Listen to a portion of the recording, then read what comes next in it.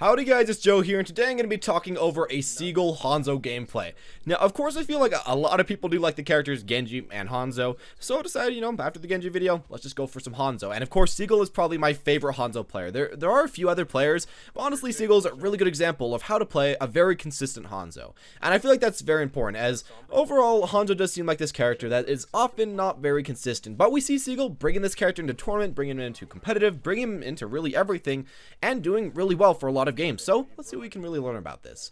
Now, as far as just starting here, one thing that I really like about him is that he always tries to get a nice height advantage, or he always stays really far back with his team. He doesn't really push up close range because he doesn't really have to as Hanzo. I feel like that's something that some people just happen to do that is honestly pretty much just a waste of time. You can't just stay far back and you can't just try to get these snipes, and there's really no big bad part about it.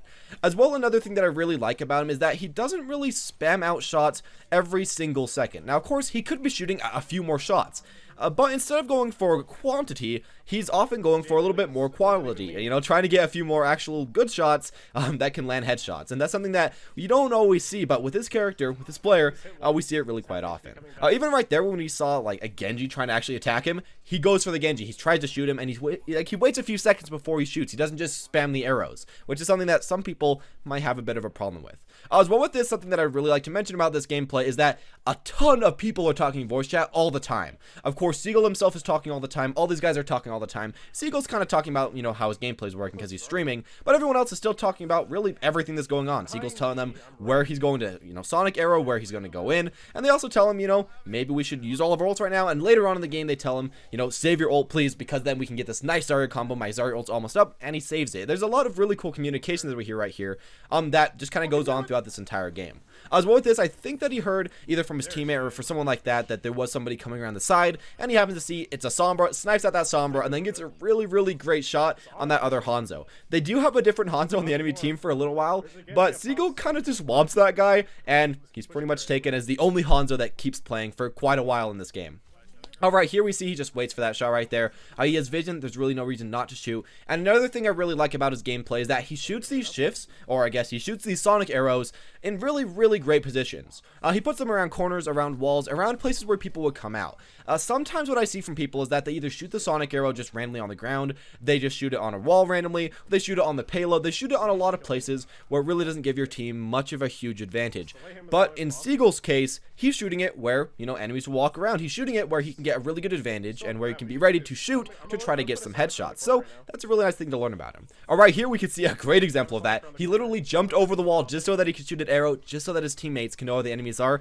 That's something that you wouldn't often see, but something that's a really nice trick with this guy that you can see a decent amount. From right there, he was at a really awkward angle, kind of hard to get that E, but then he got a really nice shot, popped it up, and got the kill on that person. A thing I'd also like to mention about this guy is that he often kind of holds his arrows and just spots where the enemy's heads are going. You can kind of look on how he's aiming, and I would really recommend that you do that. It's a bit hard to explain, but if you can kind of copy and follow the way that Seagull does aim his bow, I feel like it would be very beneficial to your play, as yeah, it's just something that's really nice. As well with this, a little bit earlier we saw that, Zarya went for ult. Seagull could have just bothered to waste his ult and go into that. He would have only killed the Ana because there's only Ana in Zarya's ult. Instead though, he listens to his team and talks to his team and says, you know what, we're gonna ult at this door, save your ult, and then we can probably stop people from coming out and, get this point really a lot easier. So they do that, and as we see right here, works perfectly. He ults that door, people have to trickle in very slowly. Some go through that door, some go through the other door, and there we go right there. Pretty nice game. As well with this, something I'd like to remind you guys, there is a door on that left-hand side. I feel like that's something that nobody really remembers. Everybody runs through the right-hand side, there is a second door, so just something real quick to remember.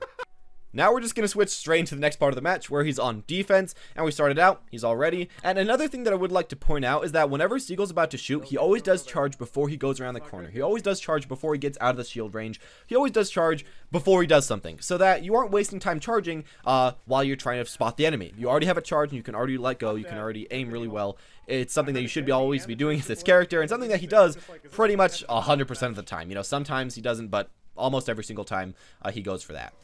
Right here we see a really good pull, or a really good hold.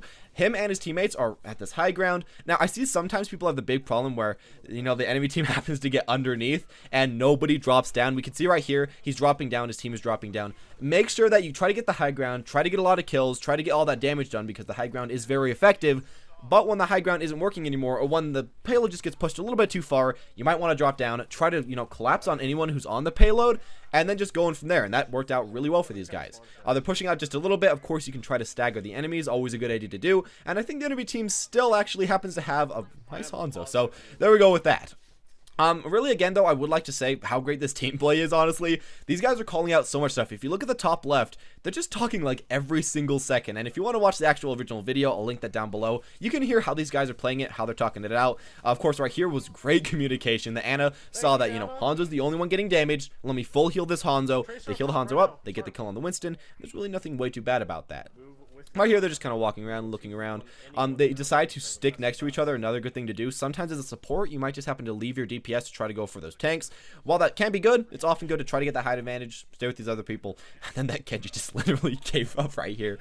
The enemy team is kind of giving up just a little bit at this point. They get that nice Winston ult, get that great combo, just kind of body on our team right here. But soon you'll see a reason why it's not as feels bad man for the enemy team that this team, the one that Seagull's on, is kind of whomping. So yeah, they're just running around, going as best they can, and they're doing really well. Their communication's on point, their team comp's on point. You have to kind of make a team comp somewhat based on Hanzo. You can't really bring Hanzo into every team comp. He works great with Zarya, works great with Reinhardt, works great with Ana, and really all the characters they have right now. But here we go. We have somebody going into Bastion. That was Genji. Now, normally I wouldn't say, picking Bastion's an instant troll pick, but as Seagull says in the video, this guy's not really going to try much anymore. He pretty much just gave up, and it's really quite annoying. And I'd like to really go over, though, how great Seagull does handle this situation.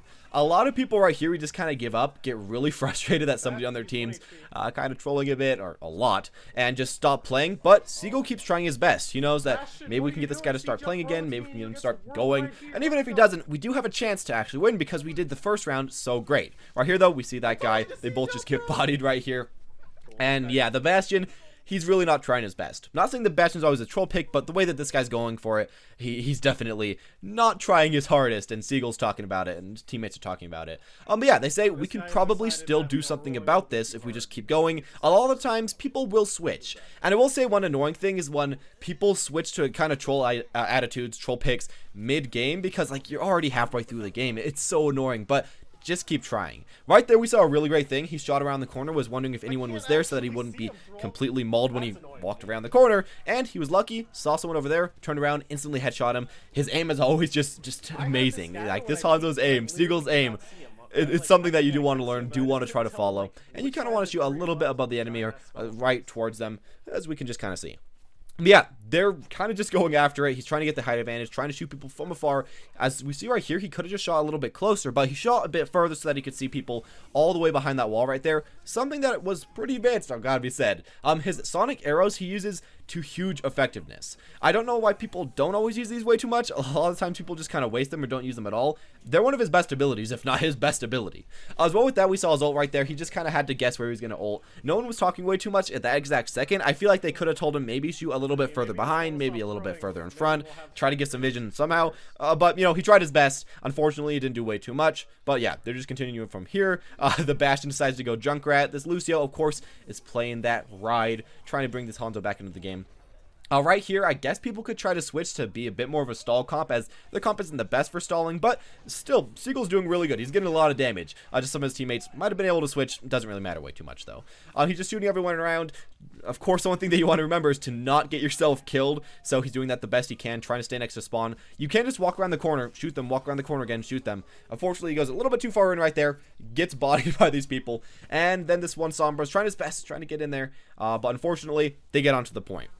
I feel like they could have really won that point quite a bit easier if that one guy didn't go Bastion, and if he even went Bastion but was trying his hardest, which he wasn't right there. Alright, here they're still complaining just a little bit about that, but they're still trying their best, and they're still going in, the best they can. Actually, right here, something that's pretty cool is that these people hold quite well considering the circumstances. And another thing that's really nice about this is that, again, he's getting mad heals by this Ana.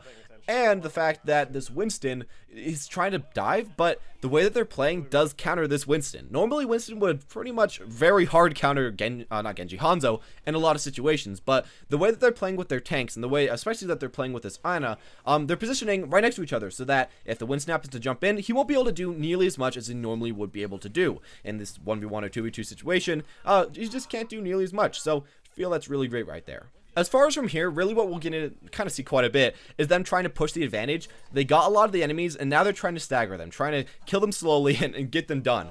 Something that you might want to kind of bring into your games is that if you've killed like 4 or 5 of the enemy team, you might want to leave one of the enemy team alive for just a few seconds and then kill them so that the enemies have to wait 5 or 6 more seconds for that guy to respawn before they can go back in. It's a really simple thing to do, and it's not really risky at all, especially if they're like a support, but it can grant you some of those extra precious seconds that you could need. Right there we saw a great thing about him. He wasn't shooting at this really awkward angle. Of course, Hanzo shooting straight down with his E, it's very unlikely that you're going to be able to actually get anything from there, but he just jumped down, went for the stairs, and did pretty well. He could have, I guess, canceled his Ian shot, but really either way, he was doing really fine enough. However, as we see right there, he goes for another one of those really great sonic arrows. It gives him the exact vision that he does need again, and he can just keep using that vision over and over again with this great positioning that he has way up here.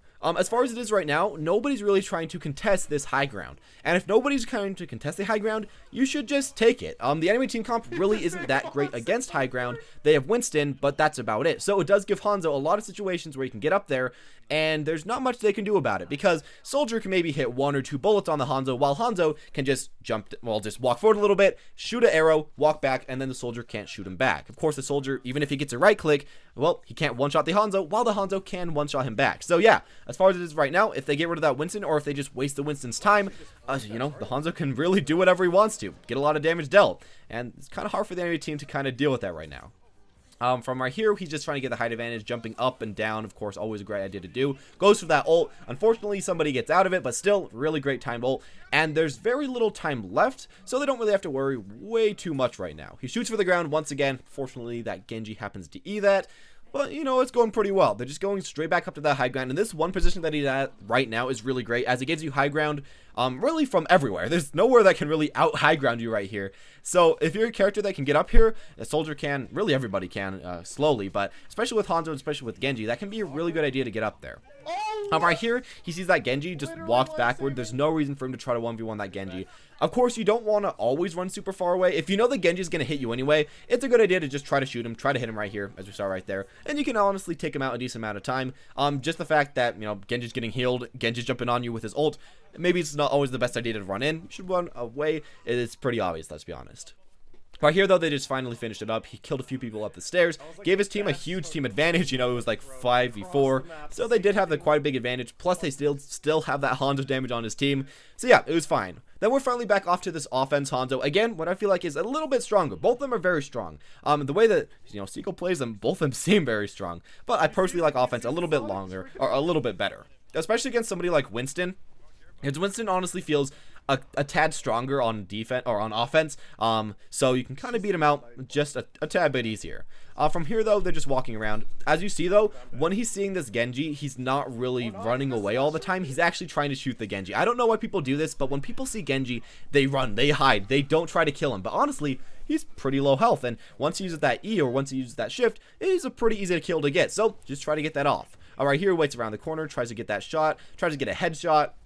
And he's playing it really safe. Nobody on the enemy team sees him right here. I guess finally the Zarya did, but no one before that did. So it was honestly some free damage, and he was just going for that. Unfortunately, his team backs off without really telling him way too much. He just kind of get cornered in the corner, and, you know, it was trying his best. It was really good positioning until it just wasn't. And sometimes that's going to happen, let's be honest. You can't always 100% position yourself where nothing's going to go wrong. You can't know the situation. You can't know what's always going to go around. So it's okay. You can still do the best you possibly can, and it worked out overall pretty well in his favor, as they got a lot of damage done. Now, as you see right now, he has his ultimate up, and a few other people have their ults up. So what they want to try to do is maybe bait a few of the enemy's ults out, and then since they're on offense after the defensive ults are out, they can just go for their own ults and just try to burst them out really quick. Of course, Hanzo's ult is really quite strong. It can be used either as that damaging ult, or it can just be used as an ult that you can put out, and then the enemy teams can't walk through it. So you can kind of split the enemy team in two if they aren't positioned the best. Right here, we're just waiting to see what he's going to do with that ultimate, trying to snipe around the corner. Very safe position right now. Of course, he eased on that ground again. Unfortunately, Unfortunately, that guy ults right before that, but I think that they do have an Ana, so luckily they can just go straight through that Zenyatta ult either way, and they just finally pick everybody up, finish them off. If they see that Genji once again, just slice through that Genji. Of course, you can also try to melee that Genji, and it's a pretty simple thing to do. And they finally just push it through, and even with that troll for a big decent amount of the game, they still won. They still went through, and of course, this Seagull player, this great guy, he's still good, and he still won that match. He still pulled it off, pulled out all the stops, and he was trying his best the entire time, trying to aim, trying to go for it, and trying to communicate with his team the best he could. So, if you can bring that into your own game, I feel like that can help you. Of course, you can't win every single game. You can't carry every single game, but you can win a decent amount of them, or maybe get people to try to play a decent amount more. Just try your best, and you can really do quite a bit. Anyways, with all that said, thank you guys for watching. As always, if you did enjoy, make sure to hit that like button. Subscribe if you want to see any more of these future top 5 VODs. And as always, thank you guys for watching, and have a wonderful day.